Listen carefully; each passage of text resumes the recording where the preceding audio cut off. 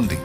ఇప్పుడు మనకు తెలియని విషయాలను గురించి, ఇతరుల గురించి, మనకు తెలియని సంగతులు, మనం చూడని సంగతులు మనం ఇతరులతో మాట్లాడకూడదు. ఇప్పుడు ఫలానా వ్యక్తి ఇలా ఉన్నాడు, ఇలా చేశాడంట అని ఎవడో నీకు చెప్పాడు. నువ్వు తీసుకెళ్ళి ఫలానోడు ఇలా అంట అని నువ్వు ఇంకొకటికి చెప్పావు అనుకో, అది ఒకవేళ నిజం కాకుండా ఒట్టి నింద అయిందనుకో, ఒక నిరపరాధి మీద నింద మోపిన పాపం నీకు అంటిద్దిగా.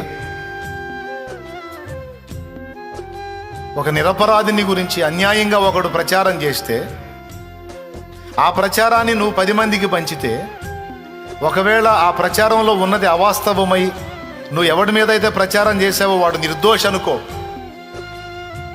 అన్యాయంగా లేని వార్త పుట్టించిన పాపం నీకు కూడా అంటిద్దిగా.